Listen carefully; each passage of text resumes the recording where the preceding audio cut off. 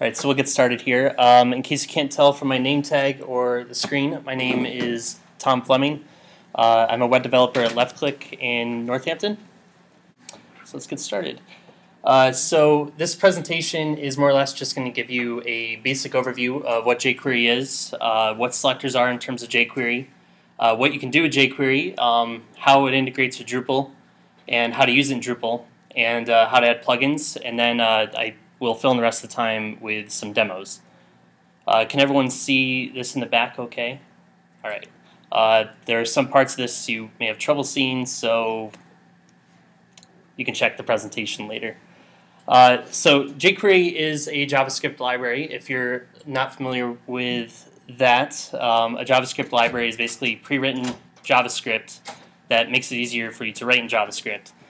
So something like this, in which you would want to fade out a box, in normal JavaScript would look something like this, as opposed to jQuery, which looks a lot cleaner and a little less scary. So who uses jQuery? A lot of different companies. Some of the ones up here, if you can't see it, are Google, Dell, Dig, obviously Drupal, Netflix, but a lot of large clients. So selectors in jQuery you can think of as CSS selectors. There really isn't much of a difference. If you want to pinpoint an H1 with a class of page title, you can do that just as you would in CSS. With some added benefits, like for example, if you wanted only to pin down the first H1, or anything but the first H1, then you could do a not in first. Some of those selectors are available in CSS, but the syntax is just a little different. So you can do a lot of the same stuff you can in JavaScript and more in a much easier way. For example, you have hover events, you have click events, you can fade out divs, you can animate them, you can add CSS, you can retrieve and affect the height. And if you really want to see a full list, you can check out the jQuery API. It's very well documented, very easy to use. And we will visit that soon. So jQuery and Drupal have been together since Drupal 5. The current version of Drupal uses jQuery 1.4.4. The main reason you should know that, though, is because jQuery is at a much higher version. I believe it's at like 1.8.7, I think. And Drupal 6.3 is at 1.2.6. The main reason you should know this, however, is because some added features to jQuery may not be accessible if you're not using the most up-to-date version. So that's just something to keep in mind. Drupal 7 also includes jQuery UI. This is something that was not included in jQuery in Drupal 6. And it adds some additional functionality, some additional features like scaling, I believe is one of them. So in Drupal, the way you add a function is you declare a function and you create a behavior.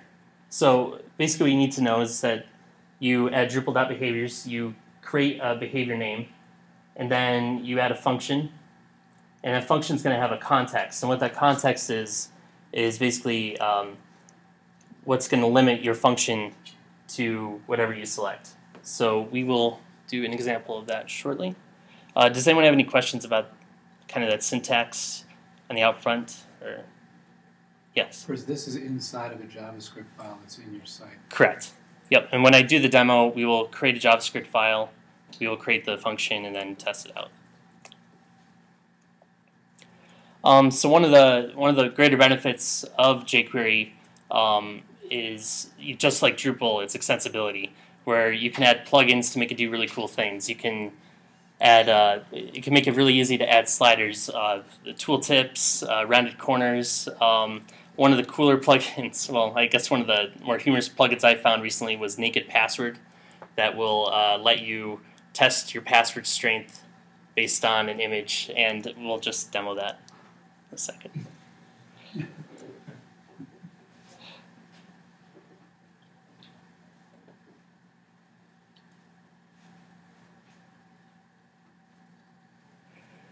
Okay, so this is an Evo slider.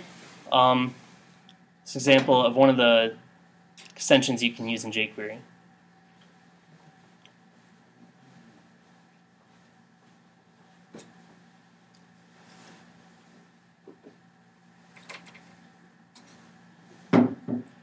So if you're not too familiar with jQuery, I mean, you can see that it really does add a lot of kind of the pizzazz that you normally wouldn't get. So they both have male and female, and the stronger your password is. And I don't know if I really want to go very far, but you can go full frontal. So, and that just means you're ultra secure. So there's also Superfish, which helps you build nicer menus. And then, of course, just some basic additional functionality such as rounded corners, which we will demo here. So let's start with the demo. So when you write jQuery in Drupal, the first thing you're going to want to do is create a JavaScript file. And in that file,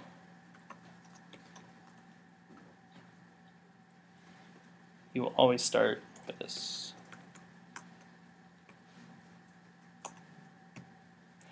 So within this function, anything you do in jQuery will be done within that function. And the reason why I specify that is sometimes you will want to add other JavaScript libraries, such as possibly MooTools. I wouldn't recommend it. jQuery is included. It's excellent. But just in case you do want to add that, this is how you do it in Drupal.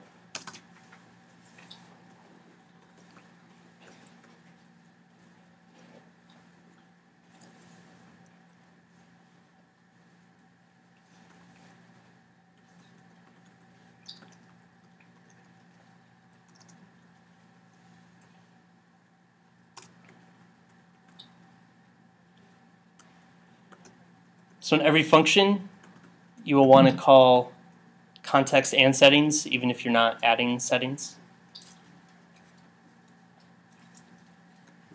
Let me double check them. Okay, that's right. So I already have a pre-baked example here. And in this one, what we're going to do, I called my behavior intro jQuery fade, and you'll want to use camel case. The behavior won't accept anything like dashes or underscores. Yeah? Could you zoom in a little bit? Yeah. Let's see what I can. What did you say, camel case? Yeah, camel case is like where you go from lowercase to uppercase to kind of differentiate between the words. I get it. Yeah. So you can follow this basic format. The things you will be changing are the selector, the name of the behavior, and then anything you do after that. But every time you write a behavior in Drupal, you will want to do it that way. And the main reason is for stability, and it's just the recommended way to do it in Drupal. So what this function will do is when I click on the page title, it'll fade it out.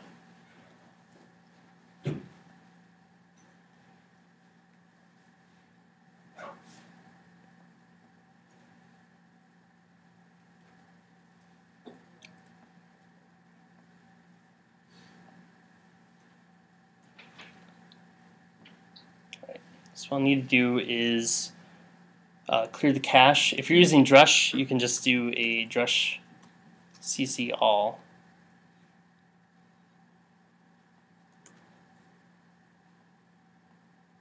And then it won't work. So I'll double check here.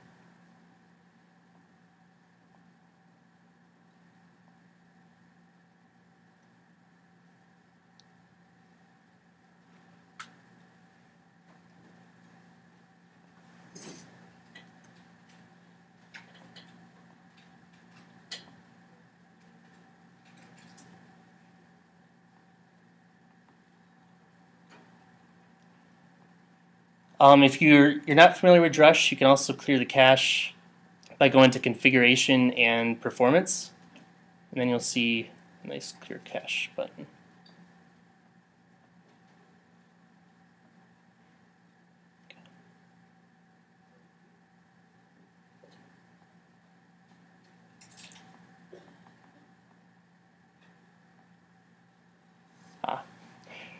Alright, so one thing I failed to do in my function was to declare the page title as the context for the function. So that's one thing you will always need to make sure you do. And then I'll need to clear the cache again.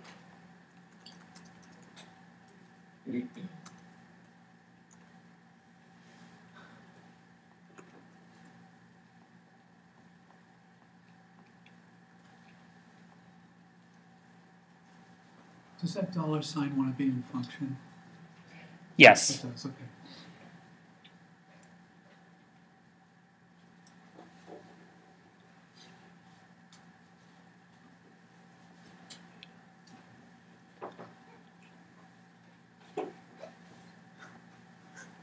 And you're loading this file, okay? Yeah, let me double check that.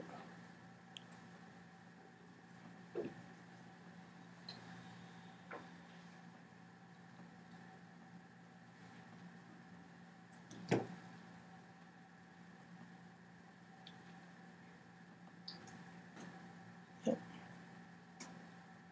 And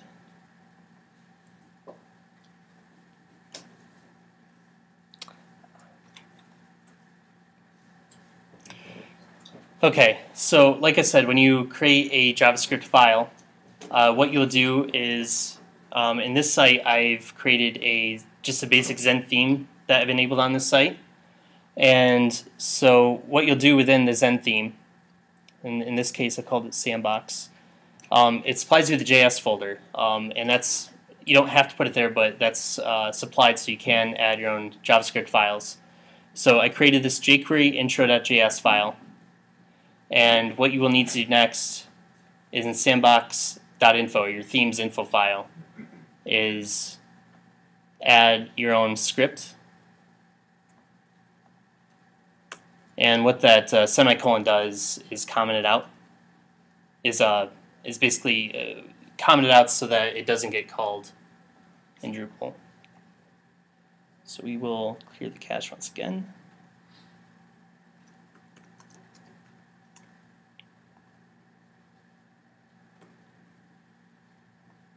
There we go.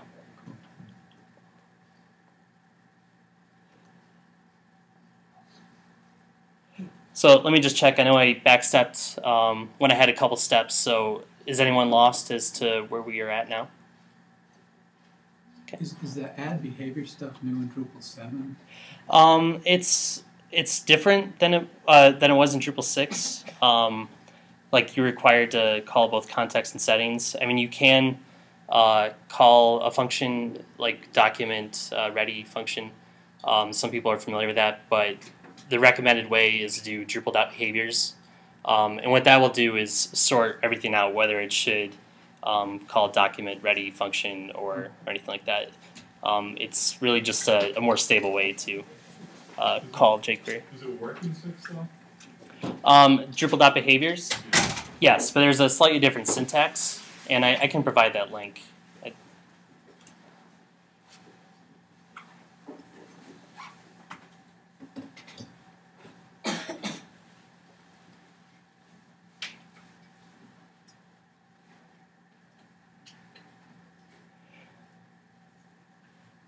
Okay, so another thing you can do in jQuery, you can get a little bit more complicated with your behaviors. In this function, what it will do is it calls page title as the context of the function, and then on click, it'll increase the font size for everything within the body up to 90 pixels. It'll lower the opacity to half.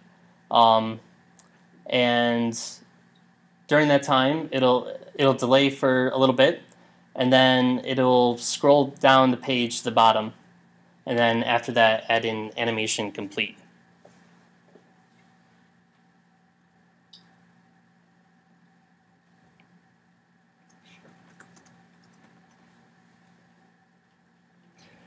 But one of the main things to point out is that in jQuery you can string together functions. So you can do like .delay, .animate, .after, and it will sort it out.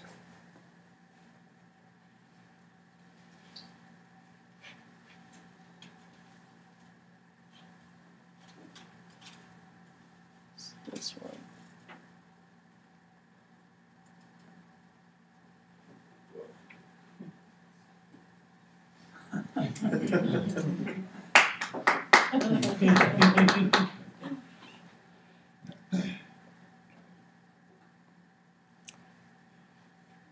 And another, one of the best parts about jQuery, however, is like I said, the plugins. Like Drupal, just the kind of modular part of it is, and extensibility is really what makes it great. So in this example, we are going to make the site have rounded corners. So a lot of times, these jQuery plugins will have their own site. There also is a plugins.jQuery, but that site's been down for about 3 months. You can access it via like archive.org, but that's kind of been a thing. It's been going on for the last few months. So we'll download this plugin.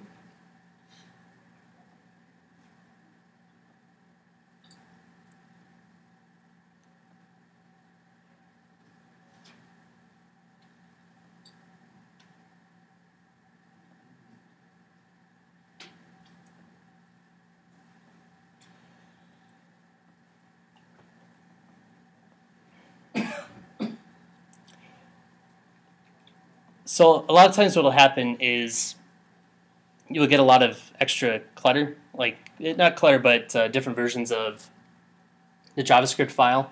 A lot of times you will want to use the minified version, and pretty much what that means is that all the excess white space is taken out, so the file is compressed down to a smaller size. So we are going to take, and it's usually represented by .min.js. So we are just going to pull that from there, and then we aren't going to need this folder anymore. And then just like your custom JavaScript file, you will need to add this JavaScript file to your .info file.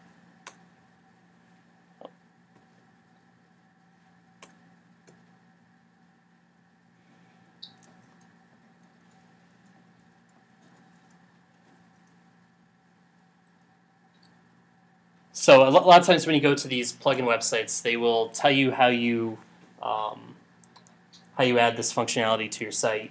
So in this case, they suggest that you pick the selector and then just add .corner, and that will call this function.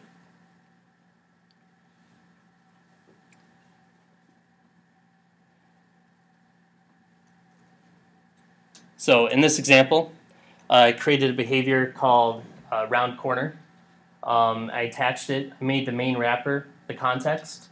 I'm adding CSS to it, which you don't call like you would in CSS, but you can see I have background in green. Let me zoom in for zoom back there.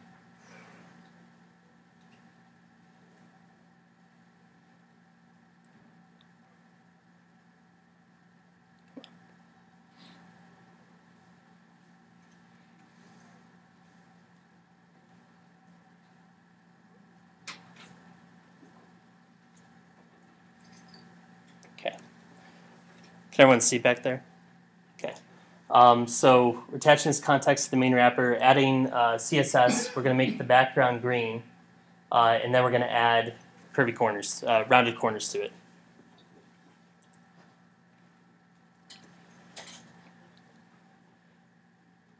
So again, you will want to clear the cache.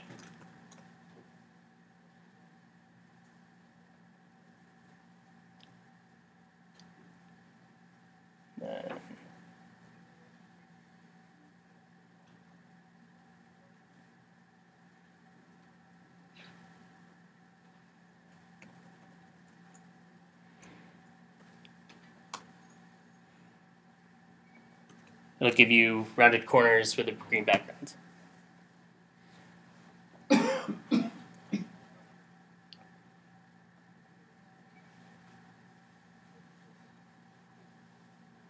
when you put green in the CSS, that was a Mhm. class that's in your CSS? Or were you actually doing that as the color? Sorry, but what? When you Mhm. hit quote green there, is that referring to a CSS class, or is that actually the CSS?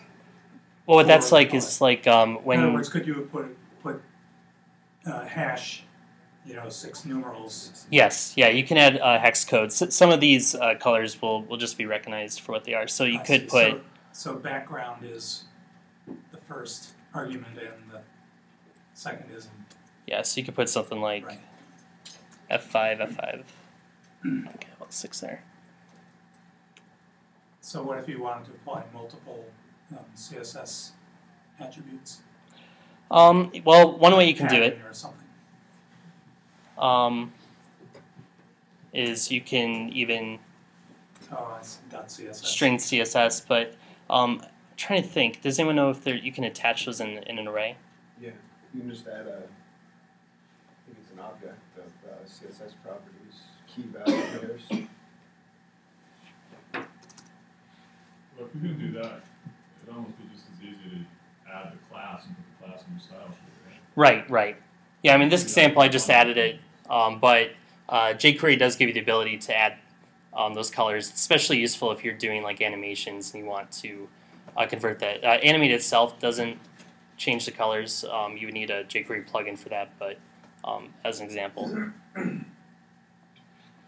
Yeah, I mean, in most cases, it would probably make more sense to add the CSS in your CSS file.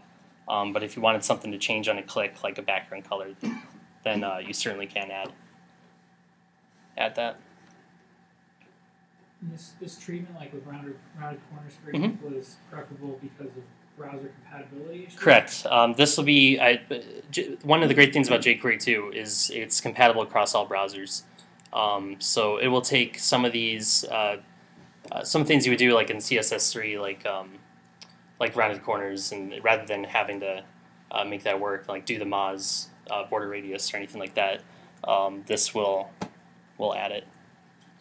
If I can just paraphrase for myself, hopefully somebody else in the room, what you just did there is define a function, Drupal dot, it might be not called a function, but Drupal.behaviors, that round corner, and what's doing the work of the rounded corners? Just that dot corner at the end of it? Yes. Okay. Yeah. It knows So what to do with that. You don't have to put in parameters as far as like the radius of the corner or anything? you can. I mean, if you go back to example here, you should be able to find documentation will show you how to do that. But usually, with some of these plugins, they're default settings. And I'm pretty sure that one's like 5 pixels or something. But Yeah, it just looked a little mysterious to me what was actually doing the Right, work there. right.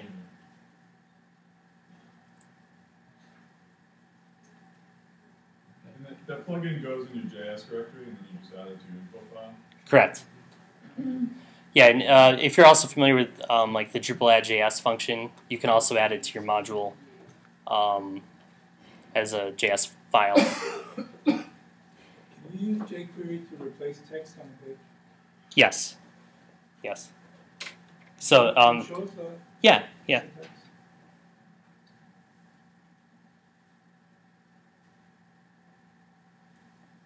Let's find it. Actually, probably the best thing to do.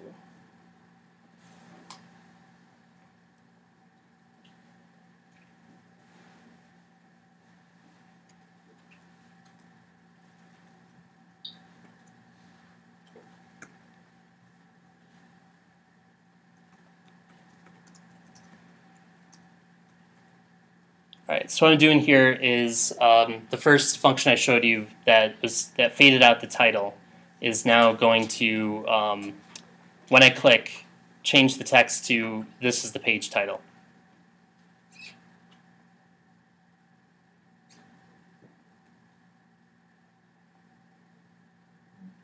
Yeah, I'm going to bring all three, but, but you can see it in action.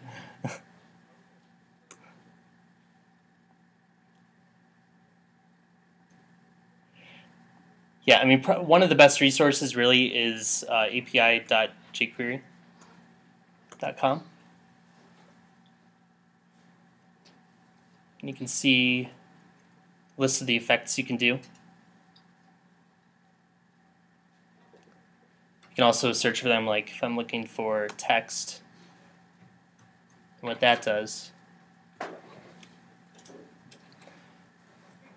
Tell me how it works, provide some examples, and it also, a lot of these sometimes have context, so if you were having an issue trying to achieve a certain effect, a lot of times there are other people who were having this issue, and they will comment and try to solve it. So.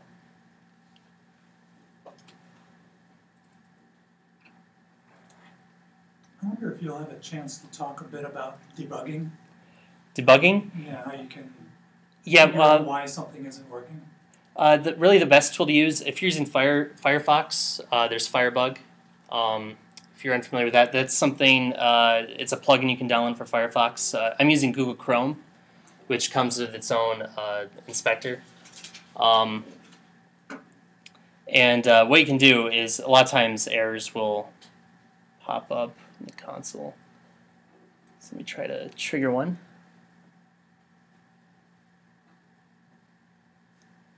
So in this file, I am going to try to call a function that doesn't exist called gobbledygook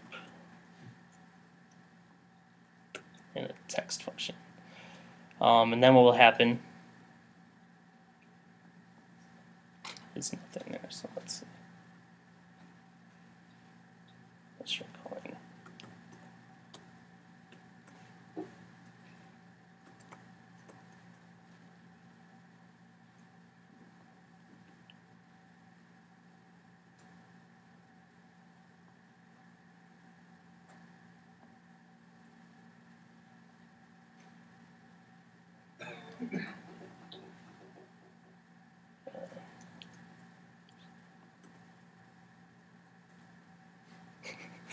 So when I try to break stuff, it's a lot more difficult. So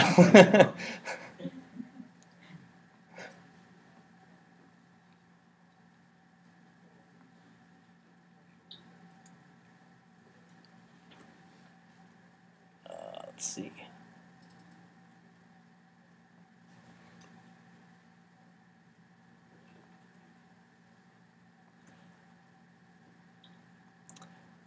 Well, does anyone know a really good way to break some jQuery?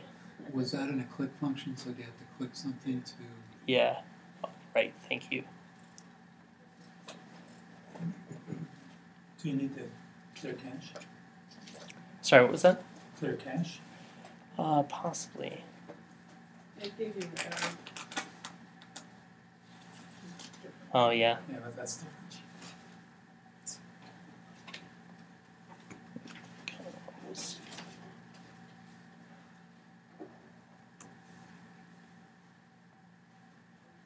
Okay.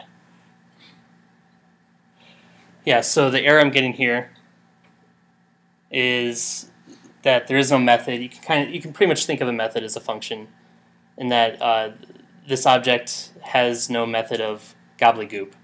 So since that doesn't exist, it will spit that out. Sometimes it's a little bit tougher using jQuery as far as when you get into like loops, knowing what's being targeted and how to limit that. Is there any way to pause and step and do that sort of thing? Yeah, the animate function does a lot of that.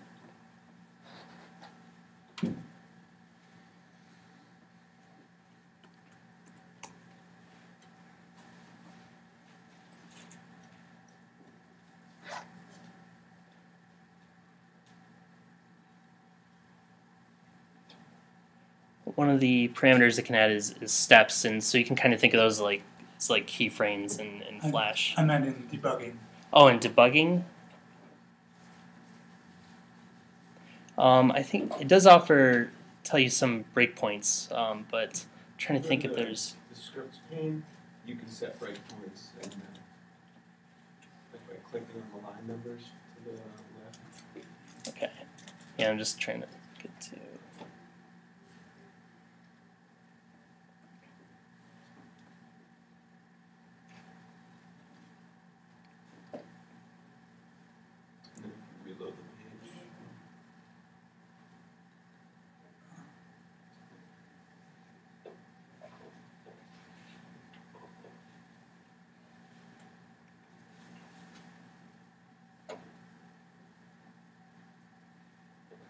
Does that help answer your question? It's perfect. Right.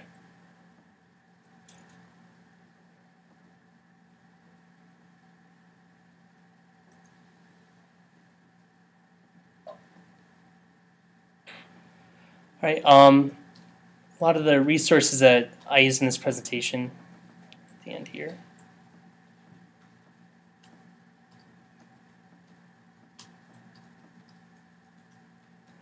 I mean, one of the ways you can really learn jQuery, especially how it's used in Drupal, is Drupal.js. There actually is some pretty good documentation in the comments. So in your Drupal install, if you look in miscellaneous Drupal.js, that provides some information. Looking at the jQuery UI, and I definitely would recommend going through the Drupal documentation. One thing that might help even is that there are some pretty good DVDs and books out there too that really dig into this a lot further. There's a DVD from Lullabop, which I actually ended up watching. It's about 4 hours. It's a little dry, but it does cover everything they could need, including like Ajax callbacks and all that. Yeah, does anyone else have any other questions or would like to see something demoed? Yes. I've seen some jQuery plugins basically wrapped inside Drupal modules, like Turning Corners is a Drupal module. When would you choose to use a module or just download the library itself? That's a good question. I mean, sometimes it depends on the module. Some modules I kind of add more complexity, especially if you're trying to achieve more complex effects. I mean, I'd almost always recommend using a plugin, but if there is a stable module out there, definitely would choose that over a plugin. Let's look at the Kirby module.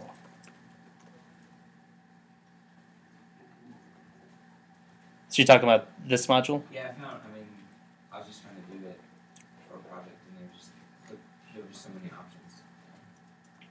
I think I ended up using the library, but yeah, I mean, I think like everything, it's really kind of what your project needs and what would be kind of the most time-effective way to implement the feature.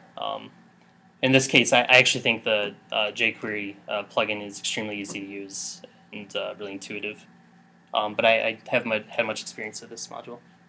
Perhaps why there's not a D7 module. Yeah. Oh, yeah. It's only an alpha on 666 too. and So. there's also Kirby corners, and maybe one without the space, and there's just so many different options. Yeah, I can see.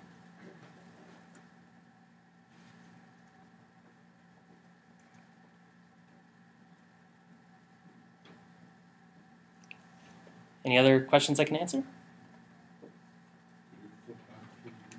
Oh yeah, I'm sorry. All